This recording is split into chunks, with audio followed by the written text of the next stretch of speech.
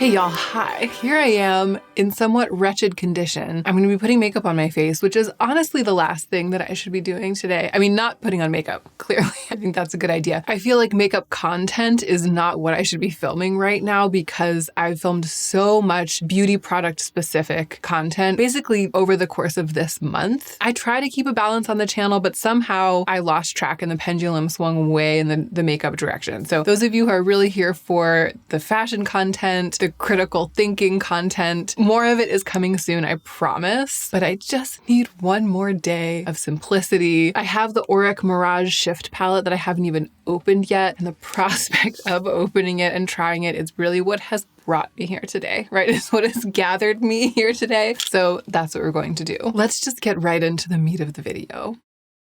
So this is L'Oreal's Green Primer, the Prime Lab Redness Eraser, a drugstore product that I love. I'm already feeling a little bit better about things just having put that on. But the thing that I'm the most excited to put on my face, I guess Tarte Shape Tape is 50% off or something at Ulta. They sent me all of this information and it's like some crazy sale. I hope the timing is right because I'm not sure when this video will go up. So please, I'm so sorry if you get excited. If you love Tarte Shape Tape and you get excited and you click through and the sale's over, I'm so sorry about that. I am very excited to try this because it's the Radiant. Shape Tape used to be my ride or die, my one and only, you know. And since then they have expanded the shade range. So this shade, 8B, is lighter than the fair shade that I used to use, which is exciting because it was never quite fair enough for me. And this is the Radiant one. I've been so into the Refi concealer because it has that lovely glistening radiance. So let's just see what this can do. Okay, so that's just under the eyes. It's thick. I don't remember Tarte Shape Tape being this thick, but I guess it is. It's just thicker. This makes me realize how serum-y and lightweight concealers have gotten since the heyday of Tarte Shape Tape. It's not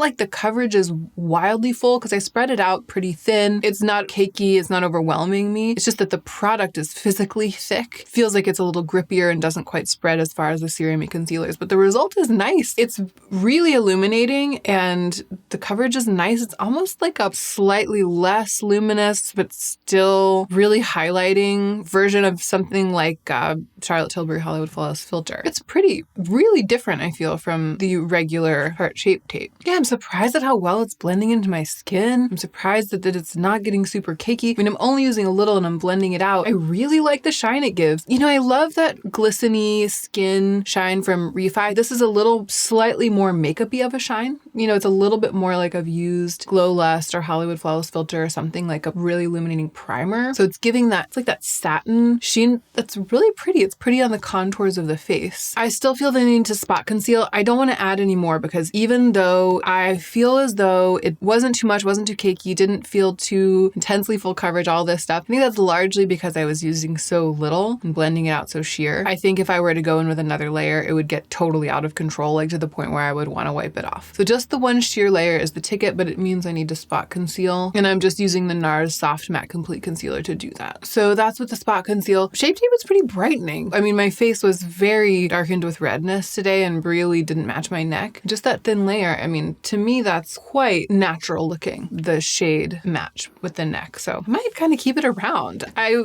thought I was just going to try it as a novelty, but I'm not mad at it. Okay, I'm itching to open the Mirage Shift palette, the Auric palette, but I'm going to get my brows together first before I let myself dig into it. I have these products that came in PR from Billion Dollar Brows, and I'm a little bit afraid. I think, not to be mean, but the pictures of how these products are supposed to be used that I saw, they look like a much more makeup-y brow than what I think I want. It's like the question is, can I get these products to do what I want a brow product to do, even if that may not be what they are intended to do. I'm afraid, okay? If I end up with really thick, kind of painted on caterpillar-y art project brows, don't unsubscribe, okay? It's just, I've never used them before. So this is the liquid brow pen. It's in the shade Taupe. This is actually kind of promising, very immediately permanent. I haven't used a pen like this in a really long time. And my curiosity about this one is actually why I decided to test these products on camera today. I need a mirror. Oh no, I'm gonna have to open one of the Auric palettes because I don't have a mirror up here, even though it's not time to use it yet. Wow. Wow. Wow, it's so enticing. All right, let's see what this baby can do. It's actually awesome, but this feels very high stakes, very risky. The tip is quite long and bendy, so it's not giving me quite as much control as I would like. But, you know, there also could be a learning curve. Maybe once I get the hang of it, I'll like it better. Look at the difference between those two brows just in that quick couple of strokes, right? Just trying to create little extra hairs by drawing little tiny brush strokey lines onto my skin underneath my brow hairs. So I added a little bit in front to define, a little bit in the arch, and a little bit in the tail. It's made quite a dramatic difference. The front is where it feels the most high stakes. I feel like just one wrong move and you look wild. You know what I mean? Like one wrong move and it's a mess. I feel like it's probably pretty easy to go overboard, really hard to make them symmetrical. I'm doing my best. It's so effective at giving like the illusion of a fuller brow that it's going to be hard not to just grab it and like all the time. I feel like it's given me a pretty intense brow pretty quickly and it does look pretty makeup-y, and I'm just not sure I'm going to end up loving that result every day. It's hard to stop. I just don't know how I feel, y'all. Also, the color's a little bit warm. It's taupe. It's supposed to be taupe. It's a little warm for me. It almost looks burgundy in some places compared to my actual ashy brows. So, I mean, another color. I don't know. I am both delighted and terrified, and like I feel a little bit drunk with power and maybe a little brow blind. Let's look at the other complementing products. Okay, the Instant Brow Lift. Lifts brow hairs for an instantly laminated, voluminous look. Looks pretty gluey. Okay, absolute disaster, I feel, is what's happening. This explains. So terrible. So even though this feels really permanent on the back of my hands, the brow gel from the same brand, of all things, is melting the hair strokes and turning it into literally like a burgundy, like a brightish burgundy paste. The effect of the faux hairs is totally gone. It feels like that brownish burgundy paste is like setting on my skin. And actually that kind of is what I remember some of the models on the site looking like. Look at the color that's coming off on this paper towel. I don't know if you can see how this is literally purple. The models on the site did look kind of like they had like really blocky painted on brow underneath their natural hairs, which is exactly what would happen. Like that was what was happening to me doing the hair stroke product first and then the gel. All I want is to try the Auric palette. Why is this happening? Like I just wanted a peaceful moment, the Auric palette, and now here I am. This is just unacceptable. I feel like my only course of action now is to repeat the process on the other side, like basically remove the hair strokes with the gel, because clearly it's like a solvent for this product that's supposed to be pretty sturdy. It's literally coming off purple. I'll tell you what, if I had paid $1 billion for these brows,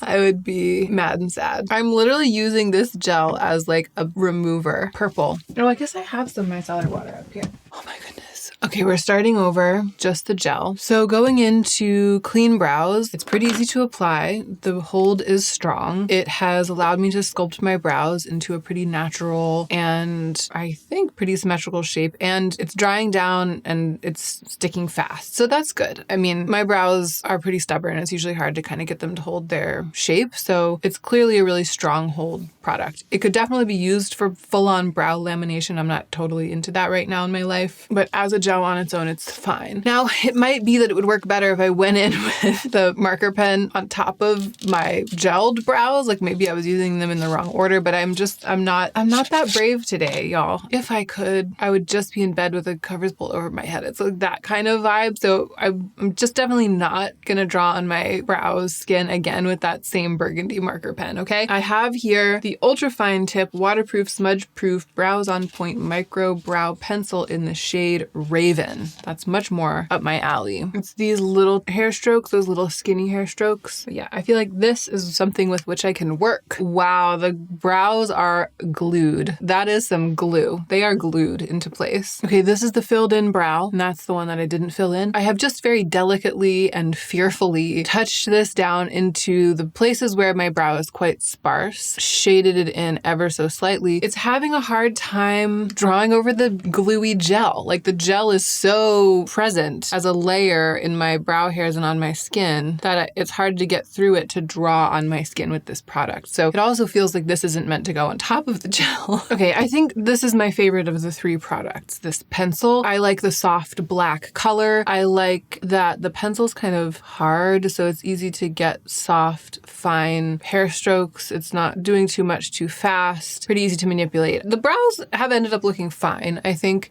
my verdict is that these are actually probably three independently effective products, but they aren't designed to be used together, at least not in the way that I tried to do it. Like in this order, I just did it all wrong somehow. It doesn't feel like there's like an easy to interpret brow system. But I do like this pencil a lot. I am going to continue to use this pencil for sure. And maybe the brow gel on days when I just need to absolutely dominate my brows and make them do exactly what I want them to. I'm actually pretty pleased with the result. Vini Vidi Vici. I wanted to put on a little bit of mascara, but I think I forgot to bring it up here. But that's okay. I don't need mascara. What I do need is to touch these. I actually have two of the palettes. This is Daybreak and this is Highnoon. Actually, in person, Daybreak looks a lot more suited to my skin color, like not just the value of my skin, but the actual undertones than I expected. I think there was something in the images. I think I maybe thought the bronzer of Highnoon would suit me better, or maybe even the blush. Daybreak has actually kind of like a real paleness. Like look at the bronzer. Okay, I'm particularly excited about the highlighting shades. Actually, even the bronzer and blush, I have really particular color preferences for those kinds of things. I like bronzer and blush to basically be like gray milk chocolate, you know, like really dusky brown toned mauve. They're pretty milky feeling. Like the colors are pretty milky feeling. The formula feels melty, but not like that kind of melting balm that's going to melt away into just a disappearing oil. It feels like it's melting to something a little bit more lipsticky than that, like with a little bit more stick-to-itiveness than that. And then the balm, this fourth one, is really melting into something quite dewy. I just want to put this on my lips. Is that a thing? Am I immediately doing something you're not supposed to do? It doesn't taste like something you're not supposed to put on your lips. It seems fine. It seems fine to me. I usually highlight first and really gloss up my face and then add color. I'm going to go into the highlight here. Okay. I love it. It feels thin. It really feels like it's becoming one with my skin. Like it almost feels like it's dry on my skin, which a Vaseline balm that stays goopy all day, that is what I can't do, right? This feels like I could just let my hair down and it wouldn't stick, but look how shiny it is. It's awesome. It feels almost like it's giving me what something like the Charlotte Tilbury Spotlight wand gives, like a liquid highlight that totally dries down. It's thinner than that, so it's really applying like skincare. I am entranced by the discrepancy between the feel, the incredibly lightweight, sort of soaking into the skin, drying down feel, the discrepancy between that and the voltage of the shine. Like that just to me is unusual in makeup. I love it. I haven't really been highlighting lately. I've just been using either the Rhode blush or the Westman Atelier blush. It's been a long time since I did this because the products that I like, I have put them away. I haven't shopped my stash for them. Products that I like for this type of thing. And I just haven't tested anything or come across anything new that does this, let alone like this well. And with like, it's dry, y'all. I don't know how I can explain it to you. Usually if something's in a palette like this, when you put it on, it stays tacky in some way and it's just not. This is me now. All right, let's try the blush. I'm a little nervous because it's not my usual color, you know? Okay, interesting. It's not the color I would choose. You can see how very pink it looks on me and this is so little. Like it's a laughably small amount and it's really buffed in and it's just, it really makes a girl out of me, you know? It's pretty. However, it's kind of killed the shine. It makes the cheek look much more natural than, you know, that beautiful luminous satiny shine is very obviously makeup. So it looks more natural and then it's got the glow kind of coming through, coming from within. So for certain settings, I could see that being the way. You know what I mean? It does look like I have cold cheeks from like being outside, which is pretty, but I just would prefer a dirtier, more brown mauve for a blush. The formula though, I mean, it's lovely. It's thin. I really like it, but yeah, the color is not going to be my favorite. I wonder if it's the brush was part of what killed the shine. I'm going to go in with my finger on this side. So yeah, applying it with my finger on this side, I feel like the blush and the highlight blended together more and then we still have, like, there's more shine coming through. But I prefer the dispersed effect of the blush with a brush. So here's what I think. I think that my usual method of putting the blush on top of the highlight is not going to end up being the best for this palette. I think we're going to want to blush and then use the highlight to get that amazing sheen back. Then what I think probably will happen is that the highlight will help tone down the color a little bit. So I'm going a little harder with the color, a little bolder. It's funny, it doesn't look bad. It's just not to my taste for my coloring, the color. Dare I try the bronzer? Again, it's like a laughably light application of the bronzer because I'm paranoid about it getting too orange. But it doesn't seem like it's doing that. And I'm not over here bronzing these days. But yeah, it's added some health and color back to my face for sure. It's a much more delicate, like makeup artistry, full face color, like full face look than what I'm used to. And wow, look at that. The more I've buffed with the brush, the more the highlight has come out from underneath. Look at my skin. Sam did a good job. I don't know. It looks really subtle and natural in person because I've used a brush, done a lot of buffing, and I've used such a light hand. Even the colors of the bronzer and blush have ended up looking really quite natural, actually. I like it more than I thought I would based on these two colors. Okay, the Dew Balm. I need to read the instructions for the Dew Balm. For added radiance and sheerness, mix the balm with a bronzer or blush. Oh, I forgot about the mixing. Or tap over the top of your finished look to add a dewy glow. I forgot about the mixing. I'm so obsessed with the highlighter from this palette that I kind of want to mix it. I'm going to do what it says. So I'm going to get a little bit of this. That's the balm. I'm going to get a little bit of blush and actually a little bit of bronzer. Kind of a lot of bronzer, actually. Wow. Okay, so this is basically old gum. It's basically given me the lip product and cheek product of my dreams. I have to put this on my lips. Okay, and now I feel a lot more confident going in with more of it on the cheeks. Neither the pink or the maybe very slightly warm bronzer is dominating. Okay, it's too much. I already had on a look that I liked. I liked it better before, but I don't think it's because I don't like this new color that I created. I think that it's because it's just getting to be too much now and it's like covering too much surface area. Here's what I have to say. A number of things. First of all, that mix that I made, even though it had the Dew Balm mixed in, which is a drippier product, it also really feels like it's becoming one with the skin. It's not leaving that Vaseline-y layer. They feel like lightweight and thin and very easy to wear. So that's nice. I also really can't wait to use this mixing palette to mix the highlight with the blush and the bronzer and not necessarily the Dew Balm. The Dew Balm is fun to play with and it's really pretty, but the highlight is what has totally blown me away from this palette. And that said, my last act is going to be to clean up a little bit under here because it's drifted down and then go back into the highlight. Yeah, wow. I feel like my strategy next time is going to be to mix the blush and the bronzer together in equal parts, like 1-to-1 ratio, to get a little bit mauvier of a color and use that as my blush and then top everything with the highlight. I have this other Tarte product that I'm actually kind of excited about. I've always wanted to try one of the Tarte Maracuja lip products. There's this extremely confusing large range of different iterations of this product, and this happens to be the Juicy Plumping Lip Oil. It's in this really great shade, Cinnamon. It's like a milky mauvey brown. This applicator, this little dinky sponge tip applicator, has felt like it was on its last legs since the day it was born. Like literally since the first moment I started using it, I was like, this thing is going to come off. It's going to break and tear off, and I don't know what's underneath it, and it might become unusable, and in that way this entire product might be a bust, which is too bad because the juice is good. It's exactly what you would want out of something called a plumping lip oil. So it's got lip oil vibes, but it's pretty thick. The layer that it leaves on the lips, it's not one of those lip oils that just soaks right in and goes away and leaves your lips kind of dry and cracking. It's like an oil gloss, you know, but not sticky at all. It's a little tingly, a little plumping. It definitely brings a little blood to the lips, but it doesn't sting. It doesn't cause a bunch of redness. It's just nice and tingly and makes your lips into the juiciest versions of themselves when you've just applied it. And I love the color. I love this like pale mauvey chocolate. It's a shame about the packaging, but it makes me want to try some more of the Tarte Maracuja lip products because they have always allured me and fascinated me, and I've always just been like, oh no, I'm not going down that path. You know, who even is Tarte? But now that I've gotten a taste, and since I don't have have any mascara up here. That's it. Wow, the clear and obvious standout from the video is the palette. I was worried because I